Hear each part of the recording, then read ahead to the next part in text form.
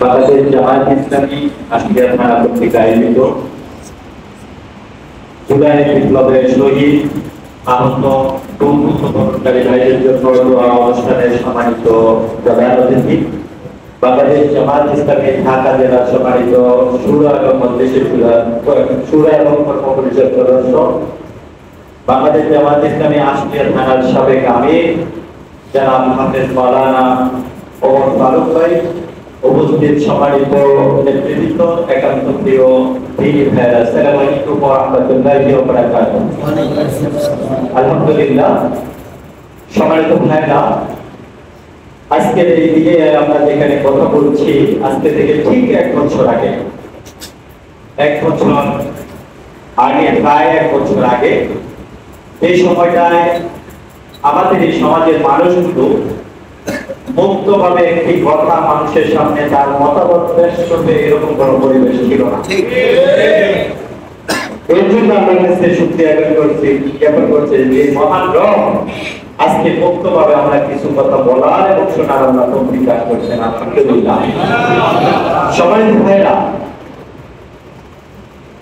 আপনারা জানেন জুলাইয়ের 1 তারিখ থেকে যে বৈষম্য বিরোধী ছাত্র আন্দোলন শুরু হয়েছিল, এই আন্দোলনের ধারাবাহিকতা শুরু হয়েছে অনেক আগে থেকে। এদেশের মানুষগুলো অনেকের কাছে আশায় বুক পেতে তাদের মূল্যবান ভোটাধিকারের মাধ্যমে তাদেরকে এদেশের নেতৃত্বে আসীন করেছিল, কিন্তু তারা এদেশের নেতৃত্বে এসে মানুষের উপর জুলুম, নির্যাতন, নিষ্পেষণের তীব্র চালিয়েছিল। তার একটা অংশ আমরা দেখতে পেয়েছি 2008 সাল থেকে 2024 সালের জুলাই মাস পর্যন্ত, বিশেষ করে আজ 5 তারিখ পর্যন্ত নির্যাতনের তীব্র আরম্ভ আমাদের উপর চালিয়েছিল, জাতির উপর। শুধু জামায়াত ইসলামের নেতৃবৃন্দের উপর কিন্তু এই নির্যাতন চলে নাই, এদেশের আলেম উলামা, সমাজের সকল পর্যায়ে মানুষের উপর নির্যাতন চলেছে। ঠিক সম্মানিত ভাইরা, আজকে যে যাদের রক্তের বিনিময়ে আমরা এই অনুকূল পরিবেশ পেলাম, বিশেষ করে শহীদ ভাইয়েরা প্রায় 2000 লোক, পৃথিবীর কোন সভ্য সমাজে এভাবে নির্দয়ভাবে মানুষকে গুলি করে হত্যা করে এরকম ইতিহাস আছে, যেখানে আমাদের প্রায় 2000 বৃদ্ধ, শিশু, যুবক তাদের জীবন দিতে হয়েছে। সেই শহীদ ভাইদের জন্য আল্লাহ জান্নাতের উচ্চ মর্যাদা মাকাম দান করে তাদের জন্য দোয়া প্রার্থনা করছি। এর পাশাপাশি শুধু এই 2000 শুধু শহীদ ভাই নাই, হাজার হাজার ভাই যাদের বুলেটের আঘাতে তাদের অঙ্গহানি হয়েছে, হাজার হাজার ভাই বুলেটের আঘাতে তাদের শরীরের এক অংশ কেটে ফেলতে হয়েছে, চোখ চলে গেছে, তারা হাসপাতালে এখনো কাটাচ্ছে। আমরা সেই পঙ্গুত্ব বরণকারী আহত ভাইরা যারা এখনো বিস্তারিত তাদের কাটাচ্ছে, আল্লাহ যেন সকলকে অতি দ্রুত আরোগ্য লাভ করে সে আল্লাহর কাছে দোয়া কামনা, আল্লাহর কাছে সে তৌফিক কামনা করছে। আল্লাহ যেন আমাদের সকল ভাইদেরকে সুস্থতা দান করেন। সম্মানিত ভাইরা, অনেক ভাই আহত হওয়ার পর, সুস্থ হওয়ার পরে এখনো তারা ব্যথার যন্ত্রণায় কাটাচ্ছে, তাদের গায়ের মধ্যে এখনো বুলেট ভিতরে রয়ে গেছে, যে বুলেট গুলোর যন্ত্রণায় তারা রাতে বেলা চিৎকার করে ওঠে। আমরা কি অনুভব করতে পারছি না? একটু চিন্তা করে দেখেন, এই ঘটনাটা আমার মতো হয়ে যেতে পারতো। আজকে যে ভাইরা আজকে আহত শহীদ হয়েছে, যে ভাইরা আজকে অঙ্গহানি হয়েছে, সেই ভাইদেরকে যেন আমরা পাশে আমাদেরকে প্রত্যেক কর্মী এবং নেতা আমাদেরকে থাকতে হবে। সকল শহীদ পরিবারের কাছে আমাদেরকে প্রতিনিয়ত যোগাযোগ রাখতে হবে।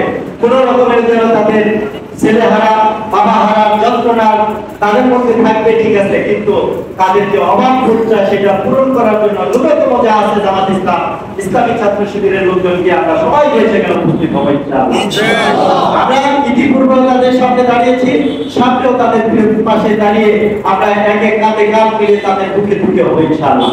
আহত ভাইরা অনেকে হাসপাতালে আছে, আমরা এখনো দাঁড়াচ্ছি। সামনের দিনগুলো তো প্রত্যেকের কাছে দাঁড়িয়ে আমরা তাদের আহতের সমবেদনা জানাবো ইনশাআল্লাহ, আমরা ব্যতীত হবো ইনশাআল্লাহ। সেই জন্য সকল পর্যায়ে যে সমস্ত শহীদ ভাইরা আছেন তাদের ফ্যামিলির কাছে আমরা তো যাচ্ছি, নেতৃত্ব সকল কর্মীরাও আমাদেরকে সেখানে যাবো ইনশাআল্লাহ।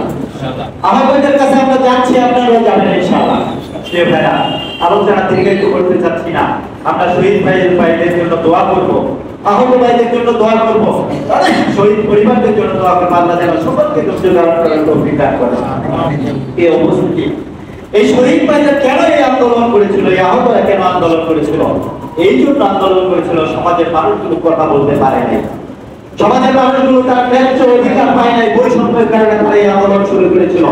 এই আন্দোলনের ধারাবাহিকতা এখন শুরু নয়, আজকে থেকে 1400 বছর আগে এই বৈষম্যের বিরুদ্ধে আন্দোলন শুরু হয়েছিল। সেই আন্দোলন করার জন্য আল্লাহ নির্দেশ দিয়েছেন। আল্লাহ বলছেন, ওমা লাকুম লা তুকাতিলুনা ফি সাবিলিল্লাহ ওয়াল মুস্তাদাফিনা মিনার রিজালি ওয়ান নিসাই ওয়াল বিলদান আল্লাযীনা ইয়াকুলুনা রাব্বানা আখরিজনা মিন হাযিহিল কারিয়াতিজ যালিমি আহলুহা ওয়া জাআল লানা মিন লাদুনকা ওয়ালিয়্যা ওয়া জাআল লানা মিন লাদুনকা নাসীরা। তোমাদের কি হয়েছে? অসহায় নারী পুরুষদের আর্তনাদ তোমাদের কাছে যাচ্ছে না? তারা আর্তনাদ করে বলছে, হে আল্লাহ, আমাদের জন্য সাহায্য করে পাঠাও, অথবা আমাদের এই অসুখ থেকে অন্তত দিয়ে যাও। সেই বিষয়ে আল্লাহ নির্দেশ দিয়েছিল মুমিন মুসলিম জাতিকে যে তোমরা অসহায় নারী পুরুষদের পাশে দাঁড়াও। এই বৈষম্য বিরোধী আন্দোলনে একই ঘটনার কারণে এই আন্দোলন হয়েছিল। আমরা সেই আন্দোলনে শরীক হয়েছিলাম এবং আমরা আমাদের হয়তো বা কাজে এসে আমাদেরকে এখানে উপস্থিত হয়েছে, অনেক ভাই শহীদ হয়েছে।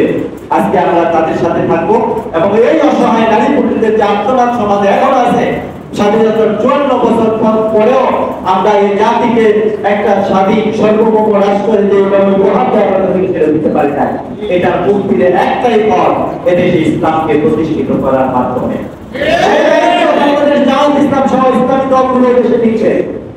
সম্মানিত ভাইরা, এই শহীদ ভাইদের রক্তের বদলা তখনই প্রতিষ্ঠিত হবে আগামী নির্বাচনে ইসলামী দলের মাধ্যমে দেশে বৈষম্যহীন একটা সমাজ কায়েমের মাধ্যমে। এই ভাইদের রক্তের বদলা তখনই নেওয়া হবে, আহত ভাইরা যারা বন্ধুত্ব গঠন করছে তাদের এই বন্ধুত্ব বদলা তখনই হবে। বৈষম্যহীন সমাজ গড়ার জন্য ইসলামী নেতৃবৃন্দ আজকে এক হয়েছে। এদেশের সমাজে বৈষম্যহীন সমাজ তৈরি করার জন্য, একটি ন্যায় এবং ইনসাফ ভিত্তিক সমাজ কায়েমের জন্য বাংলাদেশ জামায়াত ইসলামের নেতৃত্বে বাংলাদেশ জামায়াত ইসলাম সহ ইসলামী দলগুলো একত্র হয়েছে।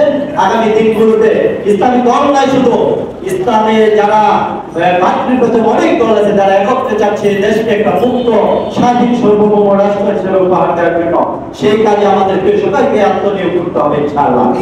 এর জন্য আগামী দিনের সকল পর্যায়ে এদেশের যে কোনো রকমের বৈষম্যের বিরুদ্ধে আন্দোলনে বাংলাদেশ জামায়াত ইসলামের সকল নেতা এবং কর্মীদেরকে কাঁধে কাঁধ মিলিয়ে রক্ত দেওয়ার জন্য, জীবন দেওয়ার জন্য প্রস্তুত থাকতে হবে ইনশাআল্লাহ। আগামী দিনে কাউকে ছাড় দেওয়া হবে না ইনশাআল্লাহ। আগামী দিনে এই দেশে এমন একটা সমাজ কায়েম করার মাধ্যমেই আমরা ইনশাআল্লাহ এই দেশকে একটি স্বাধীন রাষ্ট্র আমরা কায়েম করে দেব এবং এই দেশের শহীদদের যে আকাঙ্ক্ষা, সে আকাঙ্ক্ষা পূরণ করবো ইনশাআল্লাহ। সকল ভাইদেরকে ধন্যবাদ এবং মোবারকবাদ জানাচ্ছি। আজকের এই দোয়া অনুষ্ঠানে আপনারা এসেছেন। আসুন আগামী দিনের এই আন্দোলন সংগ্রাম সহ সকল ক্ষেত্রে যেখানে যেভাবে ভূমিকা পালন করা দরকার, আমাদের সকল কর্মী বাহিনী, সকল নেতারা আমরা প্রস্তুত থাকবো এবং সামনের দিনগুলো অনেক কঠিন। এই কঠিন দিনগুলো পার করার জন্য শক্ত পদক্ষেপের সামনে পা বাড়াতে হবে, হাতকে মজবুত করতে হবে। সাধারণ জনগণের কাছে এই শহীদ ভাইদের আকাঙ্ক্ষার কথাগুলো তুলে ধরতে হবে। সকল মানুষকে ঐক্যবদ্ধ করে আগামী দিনের দেশ যারা হওয়ার জন্য চিন্তা করছে তাদেরকে আমাদের প্রতিরোধ করে দিব ইনশাআল্লাহ। সেই আহ্বান জানিয়ে আজকের এই দোয়া অনুষ্ঠানকে সবাইকে আসার জন্য আবারও মোবারকবাদ জানিয়ে আমি আমার কথা এখানে শেষ করছি। আল্লাহ আমাদেরকে সকলকে কবুল করুন এবং শহীদ পরিবারদেরকে ধৈর্য ধারণ করার তৌফিক দান করুন। শহীদ ভাইদেরকে আল্লাহ শহীদ হিসেবে কবুল করুন, আহত ভাইদেরকে সুস্থতা দান করুন, তাদের পরিবার পরিজন সবাইকে ধৈর্য ধারণ করার তৌফিক দান করুন। আমিন। আসসালামু আলাইকুম ওয়া রাহমাতুল্লাহ।